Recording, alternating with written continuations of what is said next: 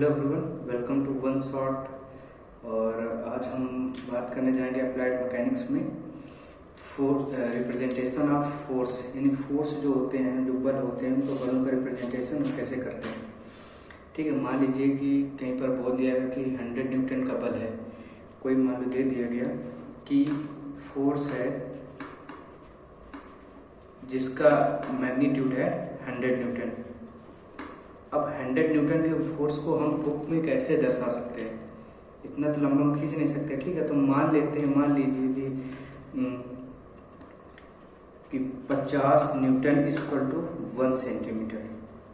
हमने ये मान लिया कि 50 न्यूटन बराबर 1 सेंटीमीटर है। अब हम अपनी स्केल लेकर के 1 सेंटीमीटर अगर 50 है, then 2 centimetre equal to 100 newton. तो हम एक 2 सेंटीमीटर लंबी एक लाइन खींच सकते हैं और उसको हम रिप्रेजेंट कर सकते हैं कि ये 100 न्यूटन के फोर्स को रिप्रेजेंट कर रहा है। ठीक है, अब मान लीजिए 2 सेंटीमीटर है और इसको हम क्या कर सकते हैं, ये 2 सेंटीमीटर की लाइन है और ये है हमारा 100 न्यूटन को रिप्रेजेंट कर रहा है। ठीक है, तो इस प्रकार से रिप्रेजेंटेशन होता है कि हम अपने स्केल से मान सकते हैं और मानने के बाद कर सकते हैं। ठीक है, और मान लीजिए कोई फोर्स अब दिखाया गया कि मान लीजिए कोई फोर्स है और फोर्स को दिखाया गया। ठीक है, मान लीजिए कि कोई फोर्स है, कोई ये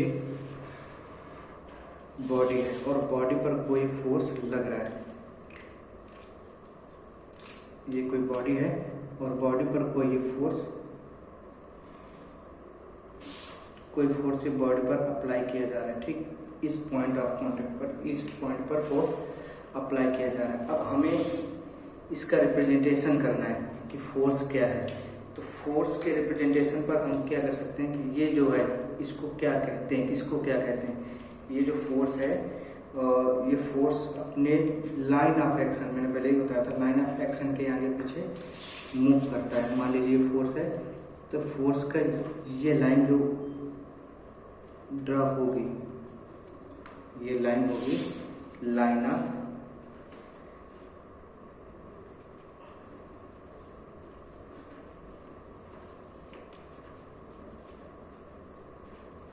जिसको हम शॉर्टकट में LOA भी बोलते हैं। ठीक है, ये हो गया हमारा लाइन ऑफ एक्शन। ये जो है ये हमारा हो जाएगा हेड, इसको हम कहेंगे हेड। ये हमारा हो जाएगा टेल हो जाएगा। ये जो हमारा एरो का जो है ये हमारा हो जाएगा हेड। ठीक है, और ये जो है, ये जो डिस्टेंस है, इस डिस्टेंस को हम लोग कहते हैं मैग्नीट्यूड।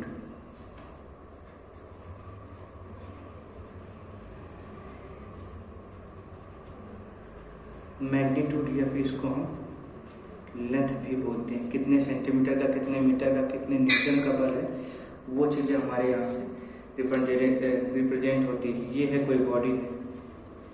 अब इस पर एक चीज़ और है कि जो बॉडी है, ये जो पॉइंट जो इस बॉडी पर है, इस चीज़ को हम अलग बना करके दिखा देते हैं। ठीक है, मान लीजिए कि ये कोई बॉडी है और इस बॉडी पर कोई ये फोर्स अप्लाई हो रहा है। तो ये पॉइंट एक ऐसा पॉइंट होगा जो बॉडी को और इस फोर्स के कांटेक्ट को होगा। तो इस पॉइंट को हम लोग कहेंगे पॉइंट ऑफ एप्लीकेशन।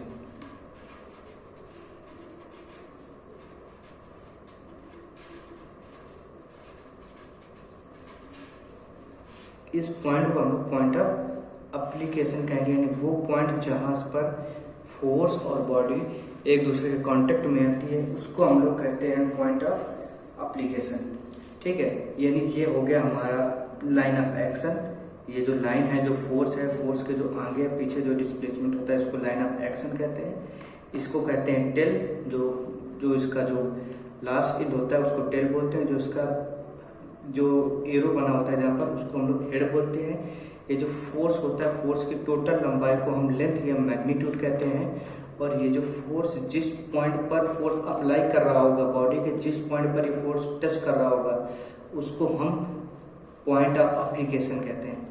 ठीक है, इतना हमें है कि ये फोर्स को, अब मान लीजिए कोई 5 न्यूटन का फोर्स है, या कोई 10 न्यूटन का फोर्स है, या कोई 15 न्यूटन का फोर्स है, तो ये इसका जो है मैग्नीट्यूड है, यानी कि इसकी लेंथ को दर्शाता है कि 15 न्यूटन का है, 10 न्यूटन का, 5 न्यूटन का ये फोर्स होगा। अब उसको हम इसके हिसाब से बाई स्केल हम लोग रिप्रेजेंट कर सकते हैं। ठीक है, अब हम नेक्स्ट देखते हैं कि condition of representation of forces, यानी फोर्स को रिप्रेजेंट करने की क्या क्या कंडीशन होती हैं। अब हम लोग देखते हैं कि forces of representation of condition of representation of forces, यानी फोर्स को रिप्रेजेंट करने की क्या क्या कंडीशंस हो सकती हैं। ठीक है, फोर्स को हम किसी प्रकार से रिप्रेजेंट कर रहे हैं तो किस प्रकार से। तो हम पहली चीज़ देखते हैं कि हमारा फोर्स चेंज कब कब होता है और कब कब नहीं होता है। ठीक, तो अगर कोई बोल दे कि नो चेंज इन मैग्नीट्यूड,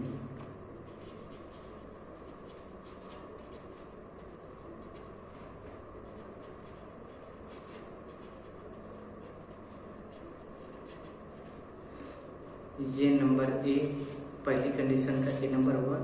और अगर बोल दे कि नो चेंज इन डायरेक्शन,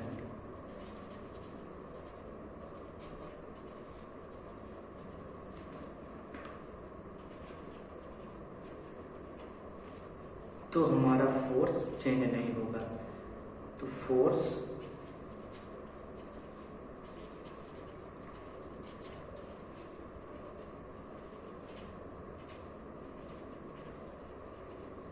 अब इस चीज को समझते हैं कि मान लीजिए कि कोई फोर्स है। अब ये फोर्स हमने अप्लाई किया है, 5 न्यूटन का फोर्स है जिसकी डायरेक्शन ये है। ठीक, ये इसका लाइन ऑफ एक्शन। अगर हम इसकी डायरेक्शन ना चेंज करें, 5 न्यूटन का फोर्स है, इसी 5 न्यूटन का फोर्स को हम आगे, जैसे 5 न्यूटन का फोर्स है, ठीक है, अब ये 5 न्यूटन का फोर्स चेंज ना हो तो क्या होगा कि इसका ना ये तो 5 न्यूटन का फोर्स चेंज हो, ये 5 की जगह में हम 6 न्यूटन कर दें या 7 न्यूटन कर दें, या यानी इसके जो मैग्नीट्यूड है उसको चेंज ना करें, नो चेंज इन मैग्नीट्यूड। और दूसरा इसकी डायरेक्शन, यानी ये ऐसे है तो ये नहीं कि इसको ऐसे फोर्स को लगा दिया गया, ना इसका डायरेक्शन चेंज करें और ना इसका मैग्नीट्यूड चेंज करें, ना इसका डायरेक्शन चेंज करें, ना इसका मैग्नीट्यूड चेंज करें, तो फोर्स में चेंज नहीं होगा। ठीक है, फोर्स बदलता नहीं है, फोर्स वही रहेगा। ठीक, ये नंबर फर्स्ट कंडीशन है। अगर इसके हम सेकंड कंडीशन की बात करें तो इसका सेकंड कंडीशन क्या होगा। सेकंड कंडीशन देखते हैं कि किसी फोर्स को अगर उसके लाइन ऑफ एक्शन के आगे पीछे हम लोग कर सकते हैं। मान लीजिए कि कोई फोर्स है, पहले लिख देते हैं हम,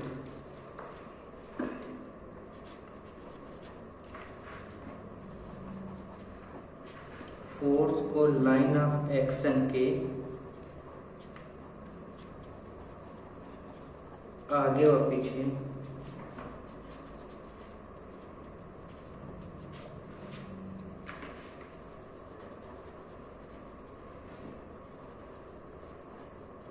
मूव करा सकते हैं।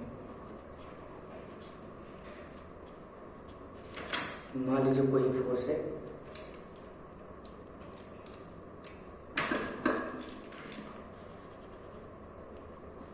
और ये फोर्स 10 न्यूटन का है और ये इसका लाइन ऑफ एक्शन है।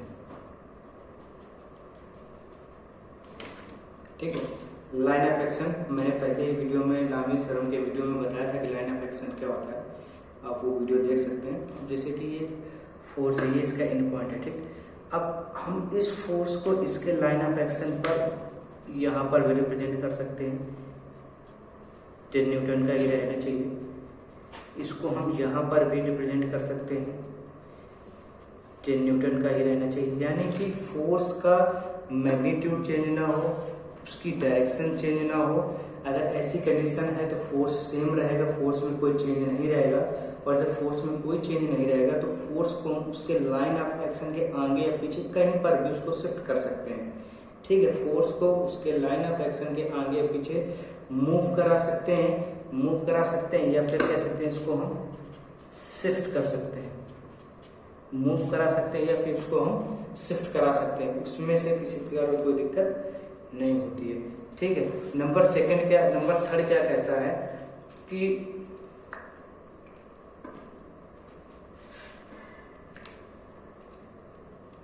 नंबर थर्ड कहता है कि फोर्स को हम क्या कर सकते हैं, उसके लाइन ऑफ एक्शन के पैरेलल यानी कि समांतर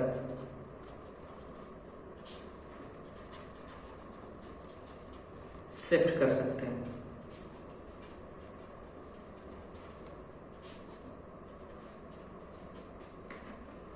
ठीक, अब ये कैसे होता है, अब इसको देखते हैं। ठीक, अब इसको देखते हैं। मान लीजिए फुल फोर्स है,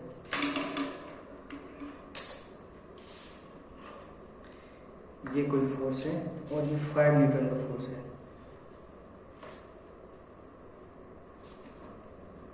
5 न्यूटन का फोर्स है और ये इसका लाइन ऑफ एक्शन होगा।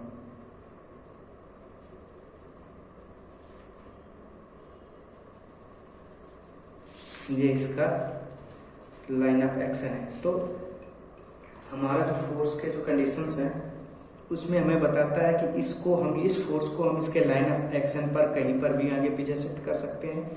और नंबर सेकंड चीज क्या है कि लाइन ऑफ एक्शन के पैरेलल, जो लाइन ऑफ एक्शन है इसके पैरेलल हम कहीं पर भी इसको शिफ्ट कर सकते हैं।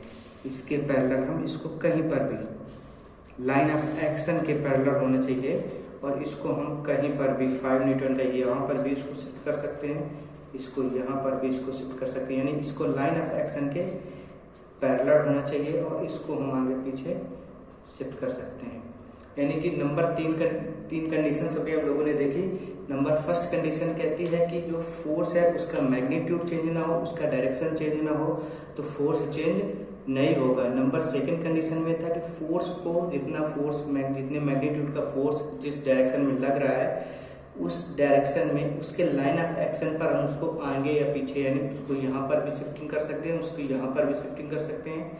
नंबर थर्ड क्या कहता है कि फोर्स को उसके लाइन ऑफ एक्शन के पैरेलल, यानी कि लाइन ऑफ एक्शन के पैरेलल समान डिस्टेंस पर हम कहीं पर भी उसको शिफ्ट कर सकते हैं, समान डिस्टेंस पर उसको हम शिफ्ट कर सकते हैं। इसका प्रयोग किया जाता है जब हम फोर्स के एंगल निकालेंगे। अभी आगे हम इसके एंगल निकालेंगे तब समझ में आएगा कि हम लोग ये सब क्यों करते हैं।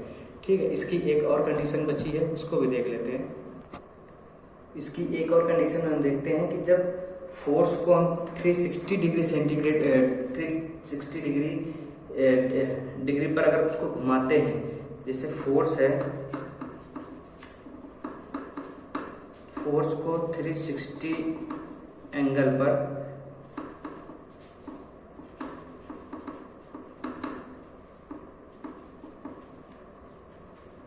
रोटेट करने पर फोर्स में चेंज नहीं होता है।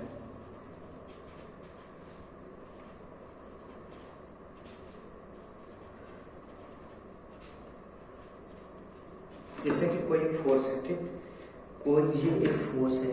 अब कोई बोलते हैं इस फोर्स को, ये 5 न्यूटन का फोर्स है, ठीक, हमें इस फोर्स को 720 डिग्री पर इसको रोटेट करना है।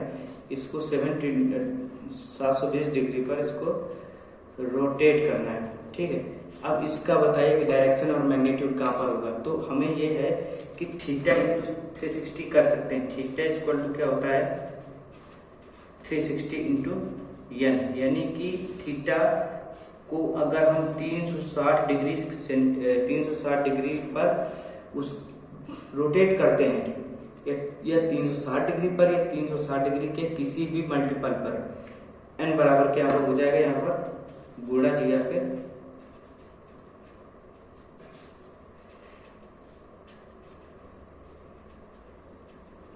जिसको हम लोग मल्टीपल भी कहते हैं, ठीक है।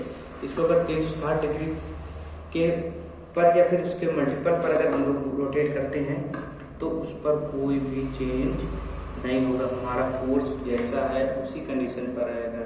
यानी इसको अगर हम कह सकते हैं तो 360 मल्टीप्लाई 2 लिख सकते हैं, और जिस अगर यानी कि theta will be remain same.